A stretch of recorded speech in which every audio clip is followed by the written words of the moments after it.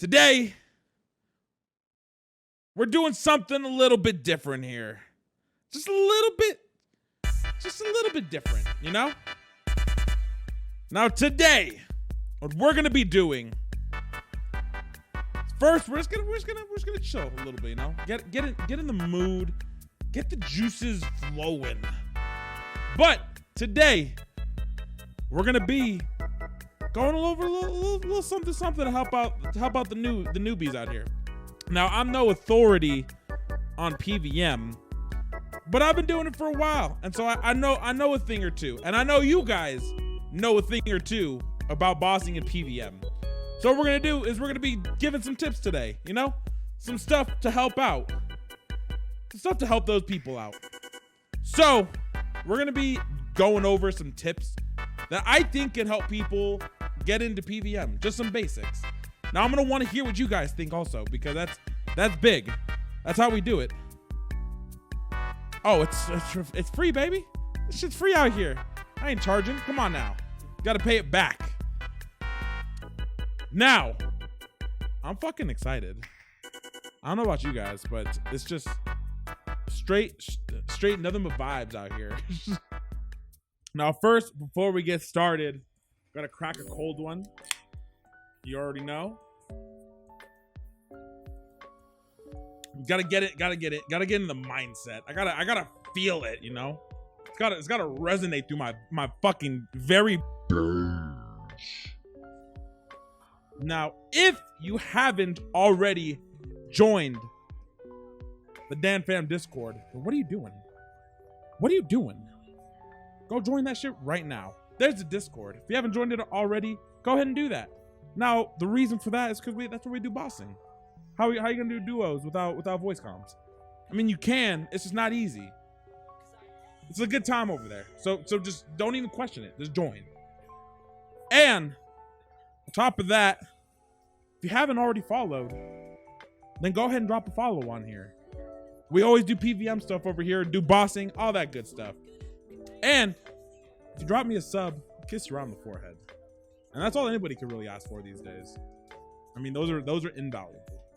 All right, so like I said before, we're gonna be getting into some tips and tricks for the basics of PvM. For those of you out there who are not familiar or not too comfortable with doing PvM yet, I know there's a lot of content out there, so this is all going to be subjective and my opinion. So you may agree with it, you may not. If you don't agree with it, well, too fucking bad. That's how it goes. But you can also put your opinion in the chat and we can see what you might have to add in. Some people will know some shit that I don't know. Oh, for my first tip that I'm gonna say when it comes to PvM, it's going to be, I think, so maybe you guys can weigh in on this. Potions. Gotta use those motherfucking potions. And so what I mean when I say you gotta have potions. So whether or not you have overloads unlocked, potions are going to be incredibly valuable for getting through PvM. Now, as you can see, I have a little bit of a stockpile of like random mismatched potions that don't make any sense. And that's totally fine. But there's gonna be like a few core ones that you gotta make sure that you do have. And that's gonna be if you're looking at what potions to bring. Now, I have a few of them right here that can be ones that you can bring with you on to most things, most tasks or bosses. Now, the first ones are going to be overloads or I think they're called War Master potions. Now, those are both just going to be general stat boosting potions. Now, you should always opt for overloads if you have them, just because overloads are going to be the best thing that you can bring with you. So, yeah, overloads, supreme overloads, elder overloads. Use overloads. Yes, exactly. Overloads are huge. They're a game changer. Yes, War Master potions are good. And if you don't have overloads unlocked, then those are at least a viable version of something kind of similar to an overload that you can get. They're pricey for sure, but it's at least a good entry to get started. If you're doing some low to mid-level bossing, like if you're doing Vindicta, or you're doing like any ED2 bosses, ED1 bosses, King, Black Dragon, QBD, things like that, War Master potions will suffice. Everything else, you're really going to want to have overloads minimum. And then like Science Shark said, you're going to want to go up from there. Now, the other thing that you're going to want to use is going to be these little puppies right here. These are adrenaline potions. Now, these adrenaline potions are going to give you pretty much an instant boost to your adrenaline right away. So if you're looking to go in and do a certain DPS rotation that works with like Berserk. Now, I know that's going to be a little bit more advanced, but this is going to be kind of the cornerstone where a lot of your damage is going to be built off of. It's going to be using those adrenaline potions to use your ultimate ability and then use that to get to almost as much as you can. So either 25, 30% or more. And they're going to enable you to do a lot more damage really fast. So that's going to be huge. Now, there is to make, for the standard adrenaline potions, those are the baseline. As you get higher in bossing, you're going to want to go up to better and better adrenaline potions. So the next one up that you'll want to be using is the super adrenaline pot, which is made by adding the adrenaline crystal to an existing adrenaline potion. Use inner adrenaline crystals in your adrenaline pot so they're better. Yeah, exactly. Now, once you have those adrenaline pots, the super ones, you can also make adrenaline renewals. Adrenaline renewals are huge also because those are going to give you adrenaline over time. So adrenaline pots are going to be huge in building up to do those big damage combos that you're going to need to use in higher bosses. Lower bosses, you won't need them as much. And I don't really recommend using them to get up to 100% to use your ult. The only reason why is because most of the time, yeah, it can help do a little bit more DPS, but then you're going to be stuck using your ultimate with basic abilities, which is just not going to do as much damage as you could be doing. Let's eat this steak here now too. Boom, there we go. So adrenaline pots, huge. Going to be a game changer for you, I promise. You'll thank me later. It's just how it goes. Relic power, all right. Science Shark is saying relic power for 10% plus after ult, plus Ring of Vigor 10% after ult, plus Small Fury plus 1% adren for each ability, plus Impatient perk plus 1% adren, plus Asylum Surgeon Ring to save adrenaline from being used on thresholds. So yeah, basically, who needs to lose adren when you use the Sunshine, then switch to melee and Zerk in it?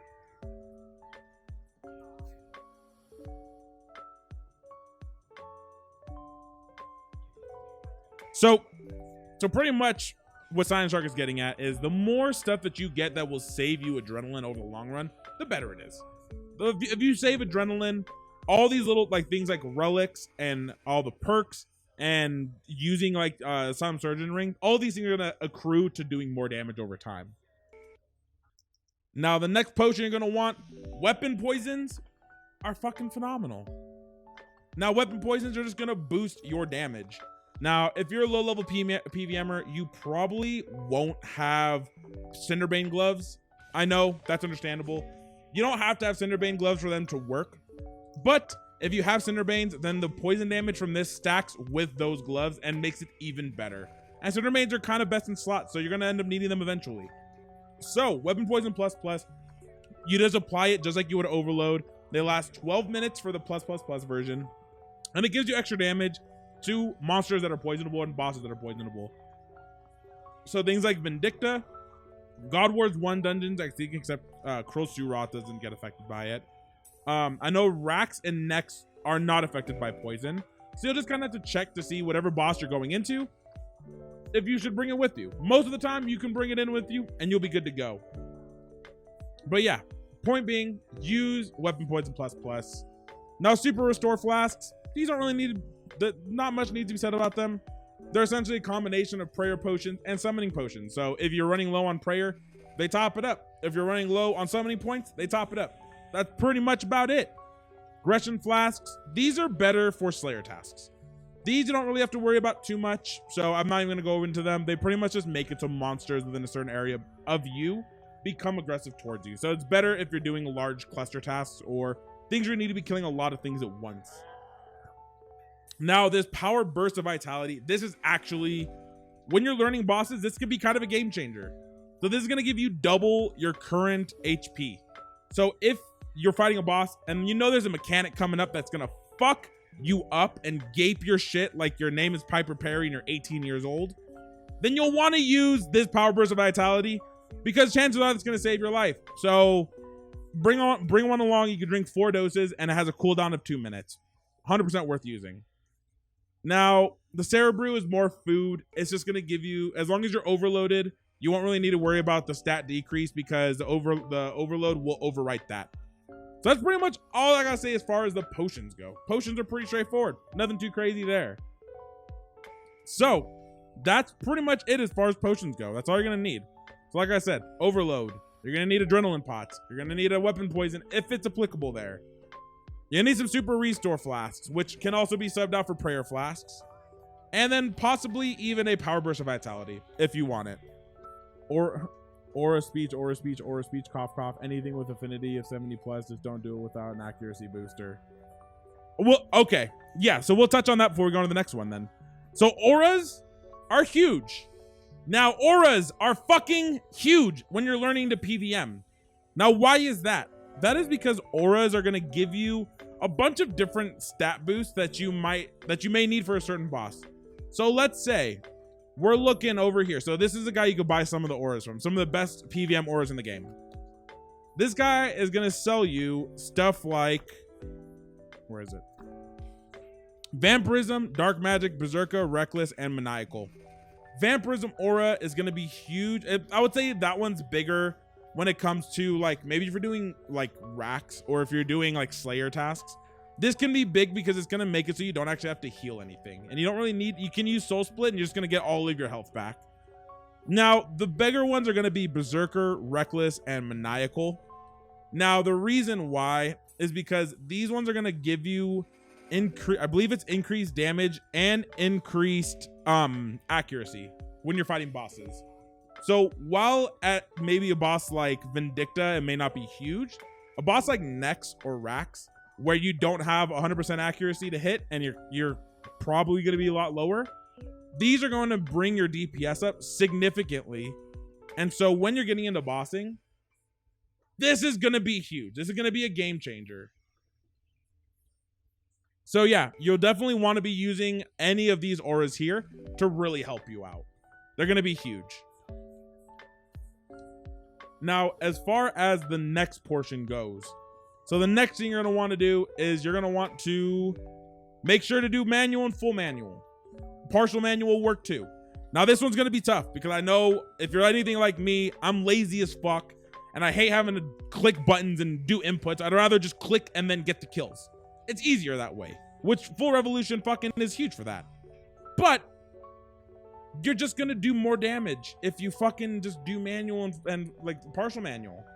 Like the more control you have over your abilities, the better chance you're going to have at getting kills. Now, what do I mean by this? Now, if we look at something like, let's say for instance, we're looking at, I'm going to grab my scythe here. So let's say we're looking at something like Greater Barge, which is the ability that if you're using melee, you're going to use eventually. Now, using Greater Barge is something that's not going to be possible with full revolution. It's just not going to, because you're not going to have control over what you need to do. Now, if you have this, the way that it's going to work in a nutshell, and this isn't a guide on how to use Greater Barge, is you pretty much want to use Barge into your target, and then you want to pull off for a second until you get the Barge icon, and then you can use a damage overtime ability like Assault, or I think it's a Destroy as well. Now, these aren't going to work if you're using Revolution because your shit's going to be firing off all sorts of which ways. Now, this can be stacked up with things like Berserk to make even more damage possible. But again, this is only going to be a thing that you can do if you're actually doing manual. So if you're not using manual, just start. Like, it's going to be fucking difficult because you're going to be used to just clicking shit and letting your abilities do all the damage for you. But you know what? It's going to help you in the long run, and you're going to get used to it eventually. I'm still learning how to do it. And so I'm in the same boat. I'm no professional. I'm just out here just trying to make a motherfucking thing happen. So that's all I got to say on that, really. I mean, for the most part, you just got to just use manual. That's going to be it. That's pretty much. Channeling abilities plus 2 tick, extra damage, bug abuse, easy damage enhancer. I don't know what a 2. Oh, okay. Yeah. So I think what you're talking about, Cyan Shark, is something like this. So if we're looking at the ability, let's say we're looking at the ability Fury right here. So if I use the ability Fury, you're going to see it's going to hit, and it's going to hit 3 times. So it's going to do all that damage there. But what you can do also, instead of just using Fury, you can cancel it for increased DPS. So it's going to be an ability that can be on rotation. You can actually build your entire rotation off of this ability. I don't necessarily recommend it unless you have greater Fury, but you can. So what I mean is, if I come over here and I hit this dummy with Fury, I can cancel it before the 3rd one hits. Now, before, right there, I kind of botched it. But if you cancel it before the 3rd hit lands, you're essentially getting that stack damage, because you're going to see. So if I hit the Fury right here, and I just walk away, you can see the 3rd hit still went through anyways. So you don't actually need to wait for the whole animation for you to get all the damage out of it.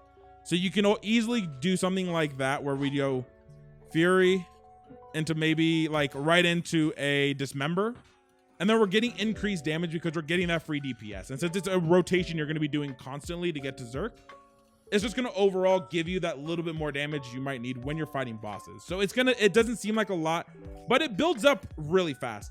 Very good tip there, Science Shark. Appreciate it. Coming through like always.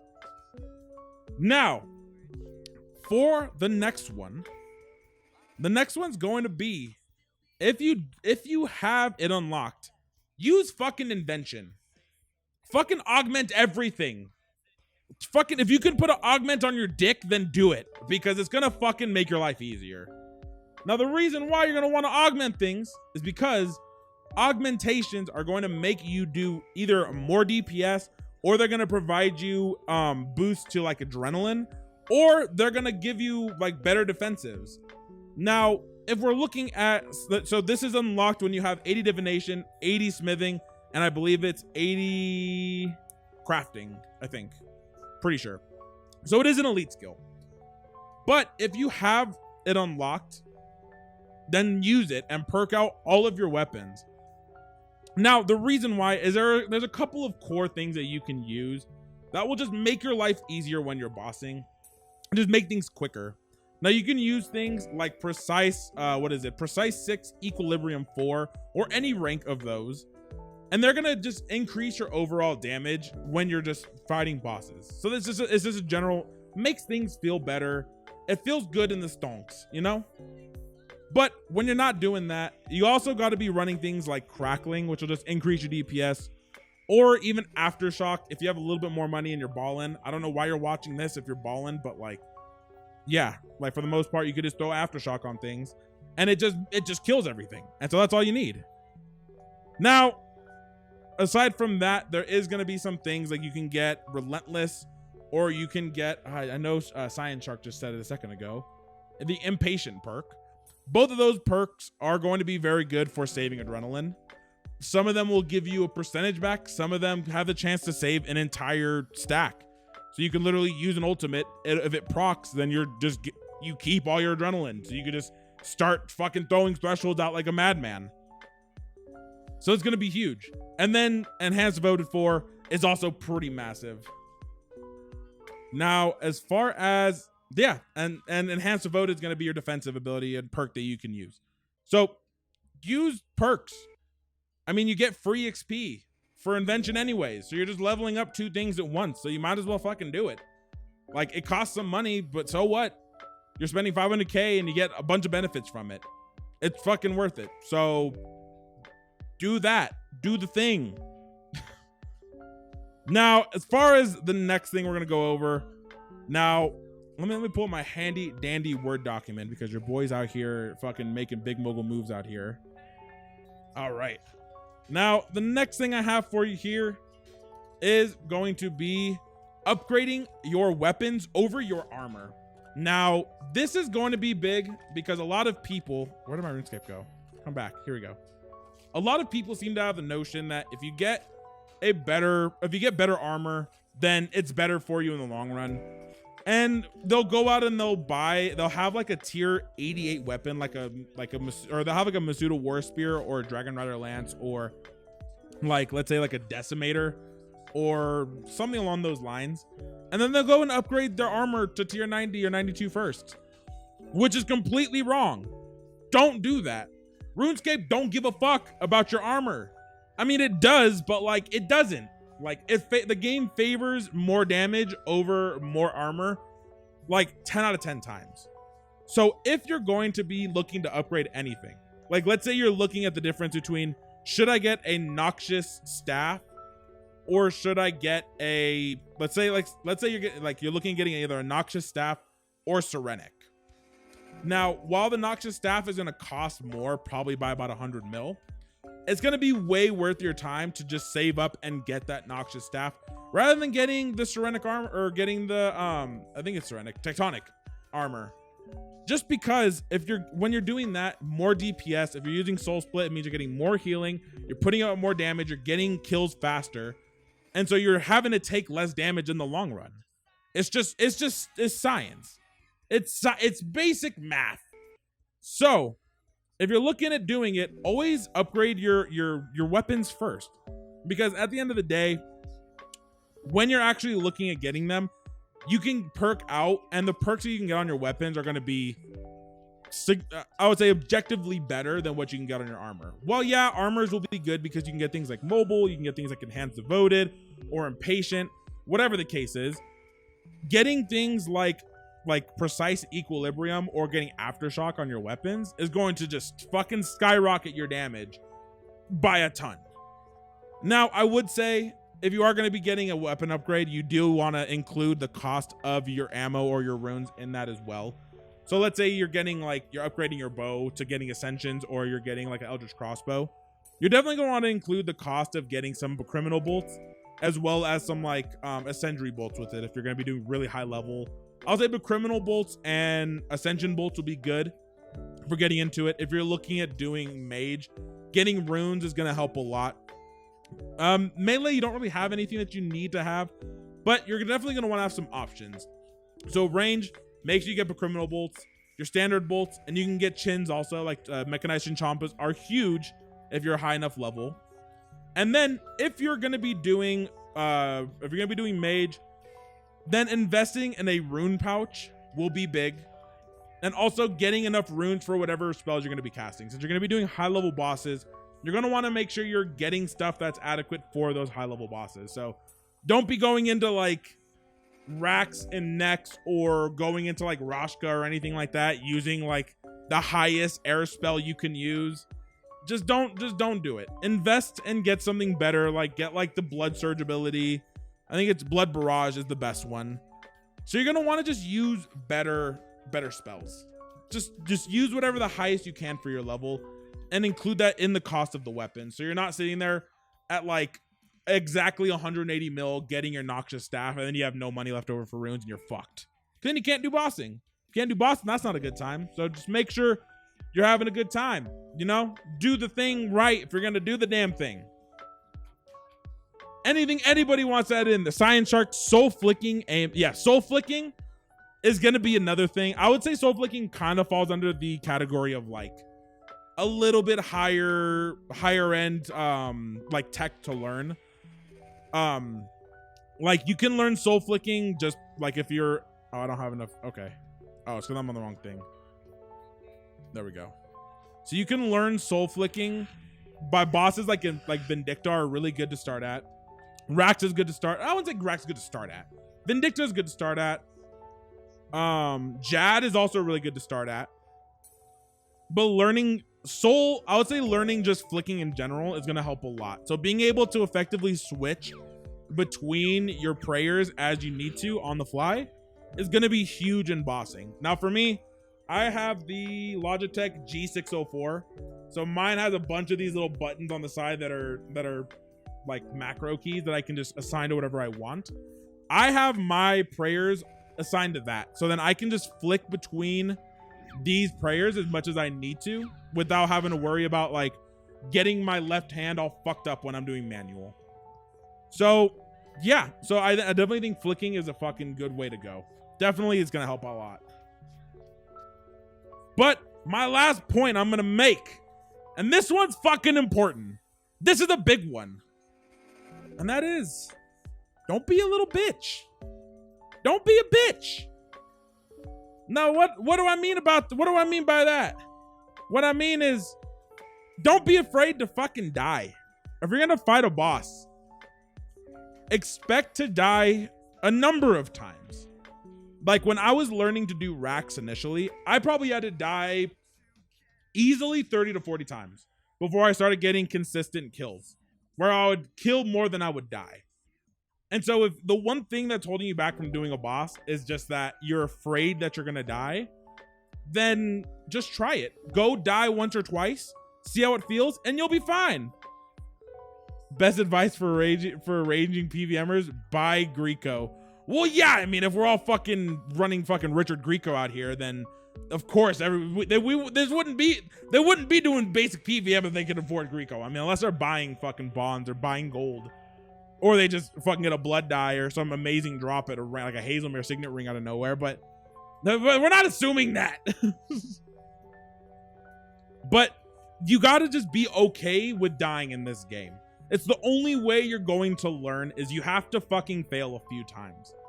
Now, granted, there is a fine line. If you're running Bandos with a fucking Masuda War Spear and you don't have overloads, you fucking you can't do damage, you don't have any abilities, don't go trying to kill fucking Roshka if you've never done it before and you don't PvM. Don't try and go and fucking solo crazy bosses that are absurdly high skill floors above what you're capable of. But if there's something like, let's say, Rax is a perfect example of a boss that everybody wants to get into when they're first getting into PvM, but it's just fucking scary. It's a fucking spider den. You walk up and there's motherfucking spider webs on the door and just shit everywhere and bodies hanging from the ceiling. What's not terrifying about that? But you know what? When you just do it a few times, you realize that you can learn the mechanics pretty easily. And then you learn from there. Now, if you're having a hard time learning how to do bossing on your own, that is normal. I think everybody struggles. I think anybody in this fucking chat can say that they've struggled learning a boss at some point, unless you're just fucking evil Lucario and you have 45 fingers and fucking 12 dicks and 9 hands. Then you probably have died to a boss a bunch of times. Then in that case, go with a friend. Get a duo partner, and you can go with other people to bosses. And yeah, while racks may be more difficult, having somebody there with you will increase your confidence in fighting the boss. And if they know what they're doing, then they can tank some of the hits so you can just kind of figure out what you need to do for that boss. That's how I learned racks, and that's how I've been learning next too, is people helping me out. Now, if you don't have somebody to help you out with bossing, because that's the thing too. I mean, sometimes RuneScape is also a good time, but it's also a good solo game. So if you don't have somebody that you can go bossing with, shameless self-plug, join the fucking Discord. Join the Discord and ask for help, because that's what the Discord is there for. The Dan Fam Discord. You can go in there and ask for help. And we have a couple people in there that are willing to help out with bossing. I'm always willing to help with bossing as much as I possibly can. Even if I suck at it, I'll still go in there and learn it with somebody. Now, you can also use, I think it was, somebody in chat talked about it the other day. I think it was in Mr. Big Stream though. There's a friends chat that you can join as well. I think it's called Bossing FC. It is a friends chat specifically for people that do bossing and are looking to do group tasks with other people. So you'll want to use the resources you have available to you to be able to do bossing effectively and learn it, because ultimately that's what's gonna fucking get you. That's what's gonna get you to the point where you can get kills. Now, on that same note, practicing is going to be huge. You can use practice mode. That can be a thing. I see some people do it. I don't really like doing practice mode just because I end up feeling like if I'm doing practice mode, then I don't feel like there's enough on the line for me. I feel like it's just, I don't have, my heart's not in it. My nuts aren't on the line. But when I'm just in there and I'm fucking, if I die, then at least I fucking died knowing that I was giving my 100% focus and effort to not die, because there's something on the line. But practicing is going to be huge. So if you're not fucking okay with dying repeatedly, then bossing might not be for you. Go back to fucking mining goddamn Animica or fucking chopping down trees. But if you're fine with dying and you're fine with learning and trying something over and over again until you can fucking get it down and feel that intense satisfaction of winning, then bossing is gonna be fucking rewarding as shit. So do it. Just get in there and fucking tear that pussy up. But yeah, those are all my tips for PvM that I have. If you guys agree with any of the things that I said or disagree with them, drop a comment below in the fucking chat. And if you have tips that you want to share also, I definitely think the more tips we can get in on this type of subject is better, because that's how I learned. I learned just by talking to other people who are doing PvM. So go ahead and drop your numbers in. We got Ditto Scrub at 156, Fenton locking in 371, Science Shark with the 57, Waifu with the 267. Anybody else in chat looking to win some free GP?